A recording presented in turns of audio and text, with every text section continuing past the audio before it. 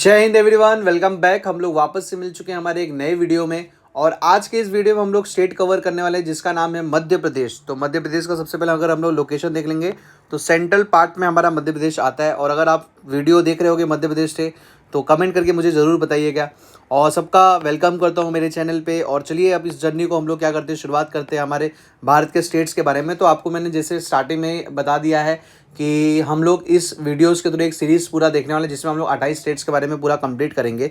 और जितने भी वीडियोस आएंगे सभी जितने भी कॉम्पिटेटिव एग्जाम्स की अगर आप प्रिपरेशन करो तो उसके लिए इंपॉर्टेंट हो जाएगा और साथ ही साथ आपके जनरल नॉलेज के लिए हो जाएगा।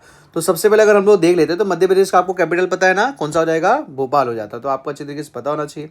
अब जैसे अगर हम लोग ओवरव्यू देखते हैं तो क्या क्या हम लोग पढ़ने वाले, तो मैं आपको पहला इंट्रोडक्शन बताऊंगा, टाइगर रिजर्व्स कुछ बताऊंगा, यूनेस्को साइट्स बताऊंगा और कुछ इंपॉर्टेंट फैक्ट्स रहेंगे। और देखिए ये सारी चीज़ ना हैंड रिटन मैंने यहाँ पर लिखा हुआ है, तो आप लोग प्रॉपर तरीके से समझिए। और सबसे पहले अगर इंट्रोडक्शन देखेंगे तो मध्य प्रदेश को ना हम लोग बोलते हैं heart of incredible India. Heart of incredible India, तो अगर आपसे क्वेश्चन आ गया कि बताइए हार्ट ऑफ इनक्रेडिबल इंडिया किसको बोला जाता है, तो मध्य प्रदेश को बोला जाता है।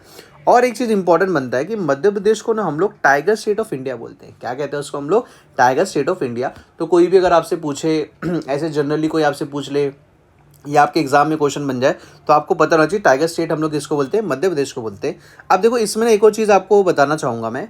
टाइगर कैपिटल अगर आपसे कोई पूछेगा तो नागपुर बोलना। क्या बोलना, नागपुर बताना। और टाइगर स्टेट कोई पूछेगा तो आपको मध्य प्रदेश पता होना चाहिए। क्लियर हो गया।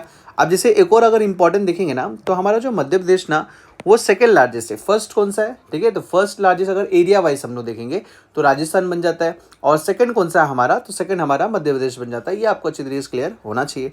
अब जैसे हम लोग देखेंगे तो मध्य प्रदेश का स्टेट एनिमल कौन सा है, मध्य प्रदेश का स्टेट एनिमल आपको कौन सा मिलेगा, तो उसका नाम है स्वैम्प डियर। क्या नाम है, स्वैम्प डियर।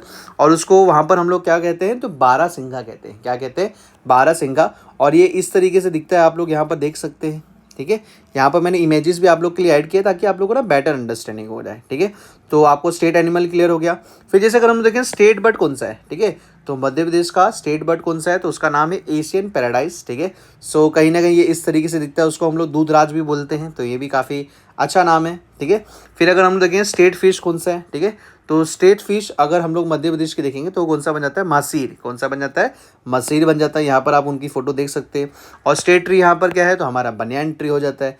फिर अगर हम लोग अंडरस्टैंड टाइगर रिजर्व्स कौन से, ठीक है, तो आपको लगभग 7 टाइगर रिजर्व्स यहाँ पर दिख रहे होंगे। ठीक है, क्योंकि देखो इसको हम लोग स्टेट कैपिटल भी बोल रहे हैं, तो आपको अच्छी तरीके से पता होना चाहिए टाइगर रिजर्व कौन से मिलेंगे आपको। कान्हा, पेंच, बांधवगढ़, पन्ना, सतपुरा, संजय धुबरी, वीरन, गंगा गाना, दुर्गावती। चलो ठीक है, आप समझ सकते हो। ठीक है, तो इस तरीके से हमारे क्या है पूरे नाम हो जाते हैं। फिर जैसे एक और ना एग्जाम में आपको क्वेश्चन पूछे जा सकते हैं कि बताइए प्रोजेक्ट टाइगर कब आया था, तो प्रोजेक्ट टाइगर आया था हमारा 1 अप्रैल 1973 में।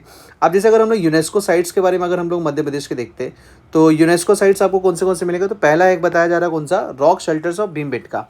तो रॉक शेल्टर्स जैसे देखो आपको पता रहेगा, आप लोगों ने थोड़ा बहुत हिस्ट्री पढ़ा ही रहेगा, तो कहीं ना कहीं एंशियंट टाइम्स में क्या होता था, एंशियंट टाइम्स में कुछ लिखने उखने के नहीं था हमारे पास में। जैसे बेसिकली हम लोग देखते हैं ना बुक्स वगैरह हम लिख लेते हैं या फोटोज़ के लेते हैं, पहले ऐसा कुछ नहीं था। तो पहले क्या करते थे पता है, जो लोग रहा करते थे ना वो दीवालों पे प्रॉपर तरीके से क्या करते थे, ड्राइंग्स बनाते थे। तो देखो आपको यहाँ पर दिख रहा है ना, तो उसको हम लोग ने क्या किया, यूनेस्को साइट्स में ऐड किया हुआ है। फिर जैसे एक हमारे कौन से हो जाएंगे, तो बुद्धिस्ट मॉन्यूमेंट्स एट सांची। ठीक है, तो ये भी आपका फोटो मैंने यहाँ पर ऐड कर दिया है।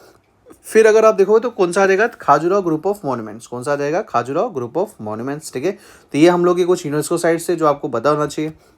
फिर जैसे अगर हम लोग इंपॉर्टेंट फैक्ट्स में और देखेंगे तो प्रेजेंट टाइम के गुजरात के सीएम कौन है, तो उनका नाम है डॉक्टर मोहन यादव। क्या नाम हो जाता है उनका, डॉक्टर मोहन यादव।